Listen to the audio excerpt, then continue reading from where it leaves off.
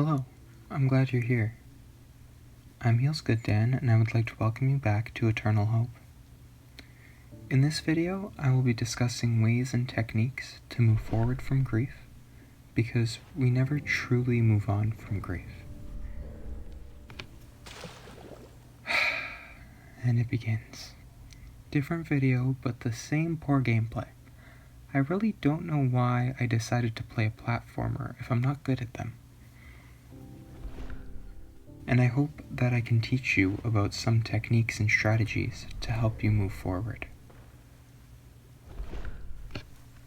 And now I don't even know what to do because there's no platform. Or, you could just jump on the land, that works too. I'm gonna be honest, I thought that it was part of the background, okay? Don't judge me, I didn't know.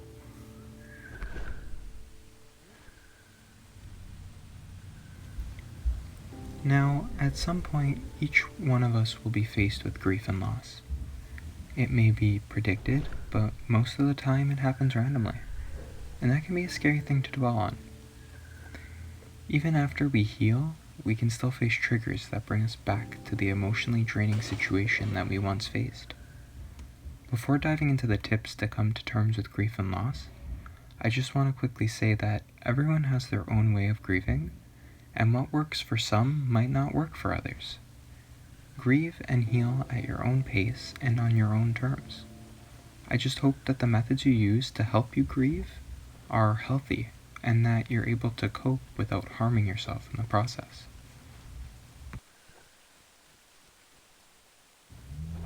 Also, there is no one path that is the best or fastest to heal and move forward. As much as I want to tell you that watching a YouTube video and applying what you learn, whether it's this one or something similar to it, will fix how you feel, unfortunately, that's not how it works. It takes time and it takes effort to heal and to move forward with the grief that you faced.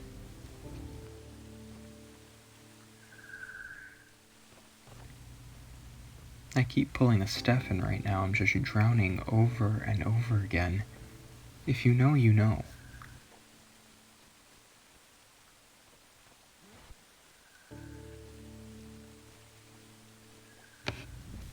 Anyway, moving forward, my first suggestion is to let yourself grieve.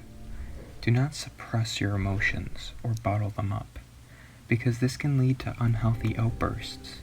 It can take a toll on your physical and your mental well-being, and this can ultimately lead to emotional exhaustion and burnout. You must accept the loss for all that it is. Let the emotions flow, because the only way to get through the grief is to face it head on. So just feel everything that you need to feel, the guilt, the anger, the sorrow, whatever it is. Face it head on.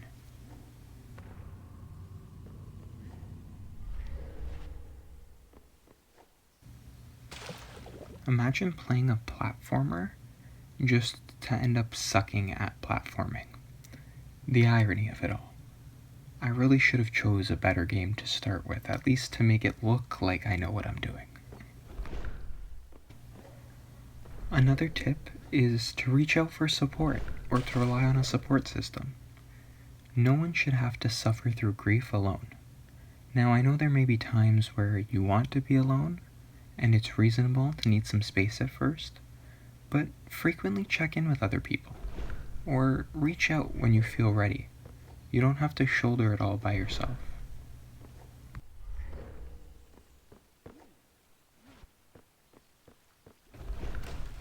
Now, just a quick side note, there are people that can help you to heal, and there are others who are just not suited to work you through your grief.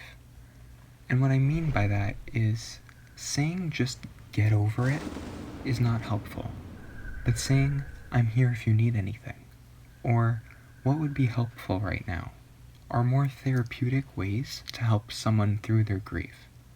Try to use open-ended questions, and these are questions that you can't just respond yes or no to allow for conversation, allow for time to think, and space to talk.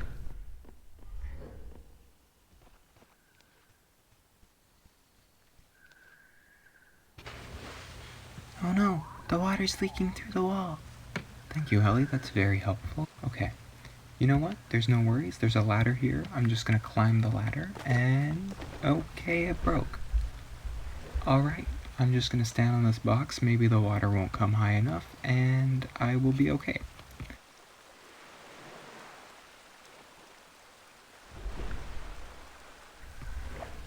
Okay, as you can see, I was completely lying. The water was just high enough to drown me. That's completely fine. Maybe I'll just make a run for it. I don't know what to do. I think I'm just gonna run back to the boat here because, I'm a coward. And I don't know how to swim in this game, apparently. I just want to say that swimming is a very good skill to know in case, you have water coming through your walls in real life, or I don't know, you're on a boat and it hits an iceberg, whatever the case is. The water level's rising too fast. You know what, Helly? It's fine because we're on a boat, okay? That's what the boat's for. There's no worries. I think we are okay now. That was stressful. And a big tip for those who are talking to someone who's grieving is silence. Which is ironic because I said it's a tip for those who are talking to someone. But there's a power in being silent. There's a power in just being in each other's presence and sitting together in silence. Knowing that they are there for you can be more comforting than any words that you can express, in most cases.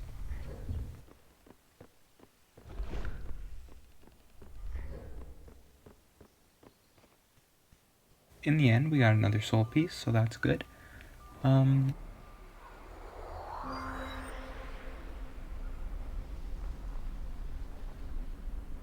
Chapter 3, An Unusual Place.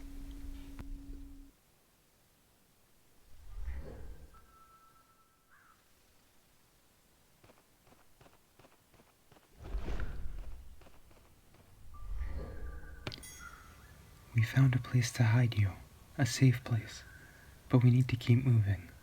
We can't stay with you. I'm so sorry, my dear. I wish things were different.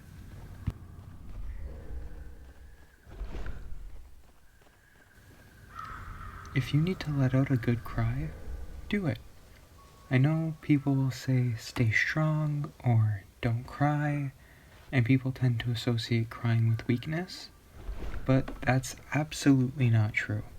In fact, crying helps you release negative emotions and build up feelings, and ultimately it can make you feel better afterwards. And again, I want to restate that it's bad to build up your feelings. It's bad to internalize pain because in the end you're going to suffer for it long term.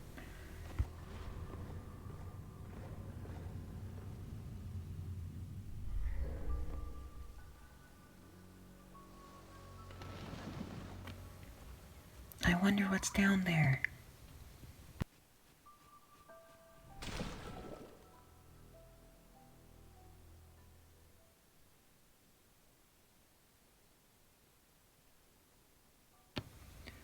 Another technique to help you process the grief is to channel your emotions into an outlet. And I don't mean an electrical socket at your house. I'm talking outlets that are like art therapy, to distract yourself, process your feelings into a drawing or painting, which can be great if you're unsure of how you feel, or you don't know how to properly express yourself using words. That's completely okay. Another technique you could use is journaling, which works similar to art therapy, but in this case, you know how to express yourself in words, and you'd prefer to write it out instead of paint or draw. And that can be a great way to reflect on yourself and channel your feelings into the pages. What was that? Both of those techniques allow for freedom of expression. They allow you to express yourself how you want. Other techniques could be listening to music, believe it or not, listening to sad music, or music that matches your mood can actually increase your dopamine levels, which is the chemical responsible for happiness. Maybe you want to work out or do yoga, which also increase your dopamine. Maybe you want to get in touch with spirituality, so you meditate, practice mindfulness. Anything that you want to help you cope in your own way. These tremors again.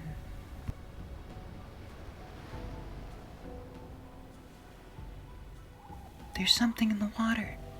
Whatever it is, we should probably stay away from it. Or we can continue to be reckless and maybe try and befriend it.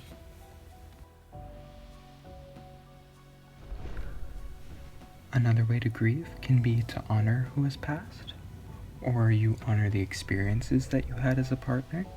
Again, you can grieve more than just the dead.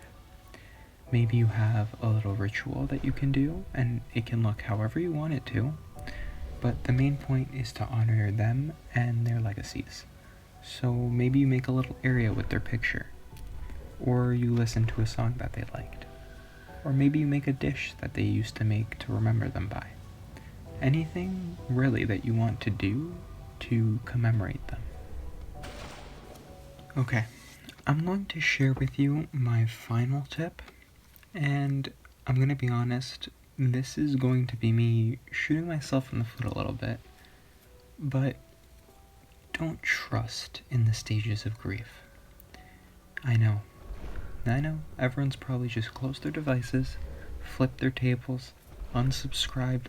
I just want to explain, okay? Just give me a moment to explain myself.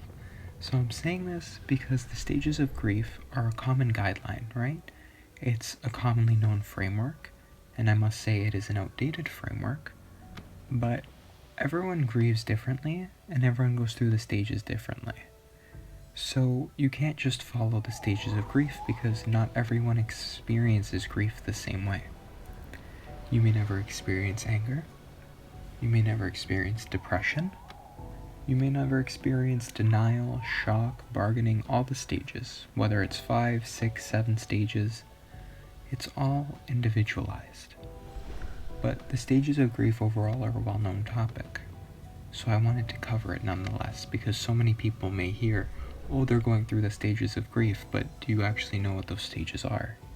Do you know what people are assuming you're going through? So I just wanted to clarify that you can't just blindly trust in the stages of grief and think, oh, I've been through denial, so now I'm going to go through anger. That's not how it works, right? You have to grieve in your own way.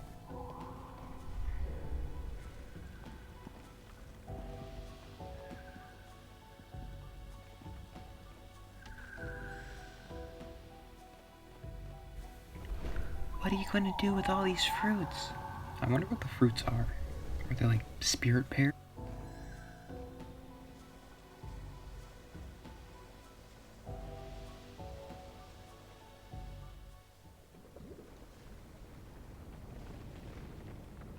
Oh my god, is that a turtle?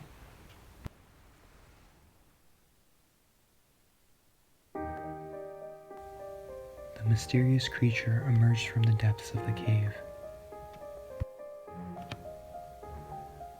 Somehow he knew he could trust it. If you can't trust a giant magical turtle, honestly, who can you trust? An unusual friendship was forged, and he continued his journey. Ah, we did befriend it. That is wonderful.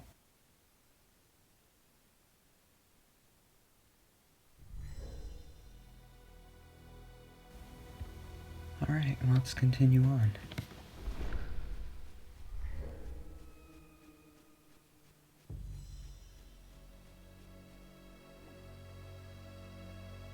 We've arrived in the dark forest.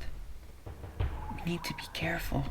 I see that trap. I am being careful. I am not walking into that. I'm going to try and go the other way. And you can't go the other way. Okay, I guess I'm going to step in the trap. I'm going to try and jump it. Nope, it did not matter. Okay. You need to break free. Hurry. Something's coming. A troll? Of course it's a troll. Why wouldn't there be a troll, honestly? Chapter 4, The Dark Forest.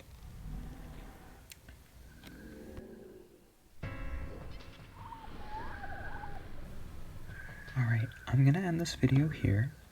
If you enjoyed the video and thought it was informative, please feel free to like. If you did not like the content, feel free to dislike and leave a constructive comment. If you would like to stick around for future videos, please feel free to subscribe. There is power in each choice that you make. Stay safe, stay hopeful, you're worth it, and thank you for watching. Take care.